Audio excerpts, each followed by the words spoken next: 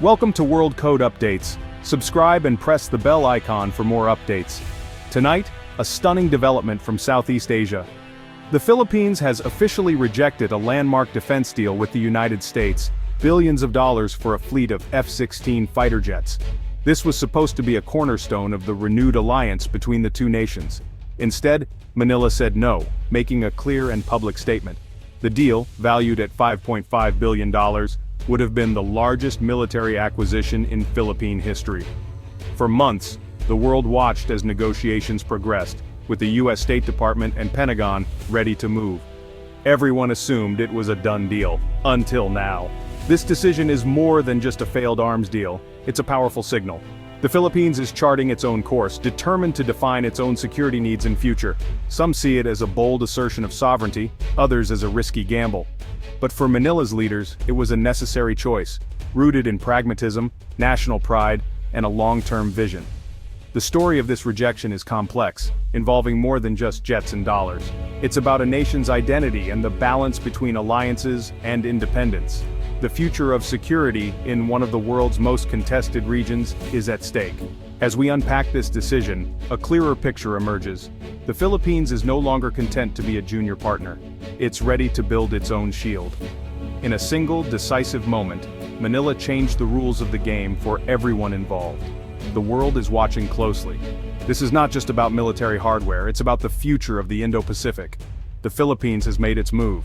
Now the region must respond. The stakes have never been higher.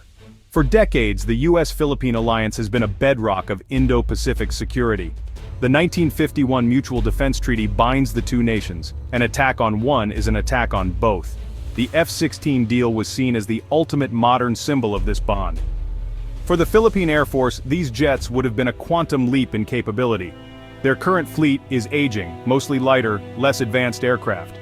F-16s would have given them a credible deterrent and the ability to patrol their vast maritime territories. The expectation was that these jets would soon be soaring over the archipelago, a message of strength. Years of joint military exercises and high-level talks laid the groundwork. The strategic logic seemed undeniable. The Philippines needed a modern air force, and the U.S. wanted a stronger ally. The F-16 package looked like a win-win. So when the rejection came, the shock was profound. It challenged the assumption that the Philippines would always turn to the U.S. for its high-end military needs. It raised questions about the state of the alliance. Was it as solid as it appeared, or were deeper currents of change at play? Manila had its own script, and it was ready to follow it. The world realized the alliance was entering a new era. The Philippines was no longer just following, it was leading its own way.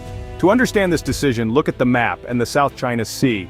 The Philippines faces constant pressure from China, which claims nearly the entire sea. Confrontations are frequent. Chinese vessels harass Filipino fishermen and block resupply missions. The Philippines is on the front lines of a gray zone conflict, short of war but relentless. For Manila, defending its sovereign rights is a daily reality. F-16s were seen as a critical tool to counter this pressure. Their presence would have been a powerful statement. The Philippines will not be intimidated. Advanced fighters would have changed the strategic calculus, forcing potential aggressors to think twice. The rejection stunned regional observers. Why turn away a powerful weapon at a critical moment? The answer, Manila believes there's another way to secure its interests.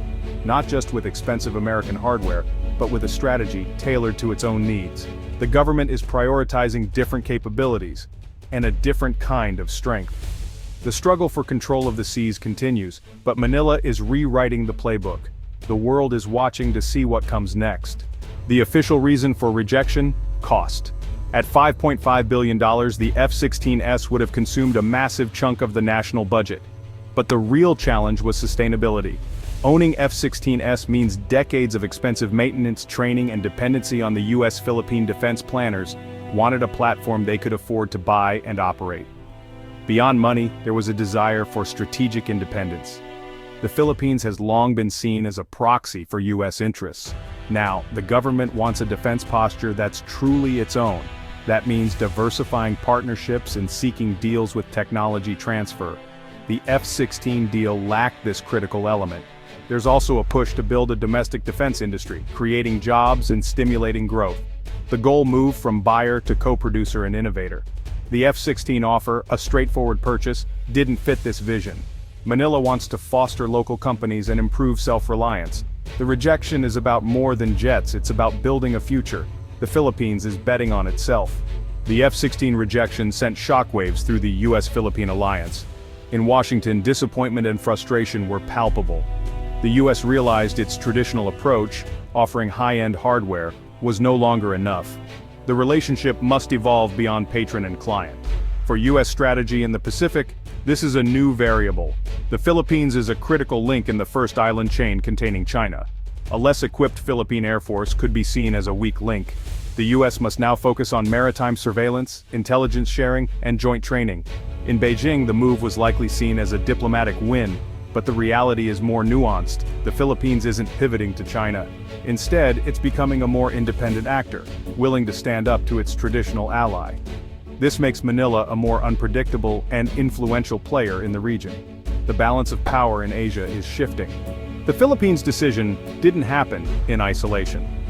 ASEAN neighbors watched with keen interest. Many face similar dilemmas. The move showed it's possible to say no to a superpower without collapsing the relationship. Countries like Vietnam, Malaysia, and Indonesia saw a lesson in strategic bargaining. The rejection highlighted the importance of lifetime costs, technology transfer, and local industry. Other ASEAN nations may now drive harder bargains in their own defense deals. The global arms industry took notice. Losing the F-16 deal was a blow to Lockheed Martin. It opened the door for European and Asian competitors. The market for fighter jets is suddenly more competitive and fragmented. Nations now have more leverage to demand deals that benefit their economies. The focus is shifting from the most advanced tech to the right tech.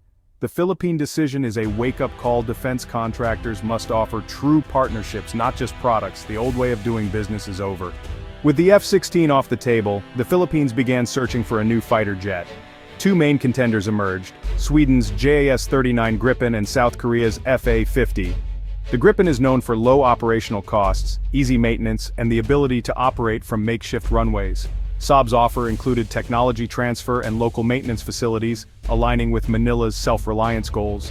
The Gripen is highly capable, offering deterrence without crippling costs. The FA-50, from Korea Aerospace Industries, is already familiar to the Philippine Air Force. Upgrading to the advanced Block 20 variant would be a logical step. The FA-50 is a true multi-role fighter, less expensive to acquire and operate. South Korea also promised industrial cooperation and technology partnerships. The choice: a highly advanced Western system with deep tech transfer, or a more affordable, familiar Asian platform. Both options reflect the Philippines' new strategy: capability, sustainability, and self-reliance. The decision will shape the future of Philippine air defense. Manila is determined to choose on its own terms. The F-16 rejection marks a profound shift in Philippine security thinking.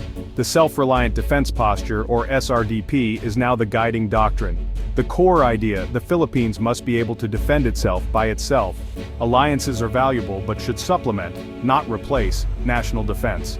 The first pillar: building a robust, domestic defense industry. The government is encouraging local companies and supporting Filipino innovation. The goal: produce everything from ships to advanced systems like drones. Smart acquisition is key, buying what's cost-effective and sustainable, not just the biggest and best. That's why the Gripen and FA-50 are attractive. The doctrine also emphasizes diversifying security partnerships: Australia, Japan, Sweden, France, South Korea, India. By building a network of friends, Manila avoids over-reliance on any single nation. This gives the Philippines greater flexibility and autonomy. It's a new face for Philippine foreign policy. Walking away from the F-16 deal is a turning point. The Philippines is declaring its intention to be the master of its own destiny. Building a self-reliant defense is a long, difficult journey, but the rewards are worth it. This new era is about balancing the US alliance with independence. It's about engaging with China economically while resisting encroachment at sea. It's about building diverse partnerships without getting trapped in great power rivalries. The Philippine Air Force's future may not include the F-16, but it will be built for the nation's needs. Whether it's Gripen's FA-50S or another platform, the choice will be made in Manila. The aircraft will symbolize self-reliance, not dependency. This is about more than jets. It's about a nation coming of age. The alliance is evolving to meet 21st century challenges. the world is watching as the Philippines writes its next chapter. This time it's a chapter of strength, independence, and pride.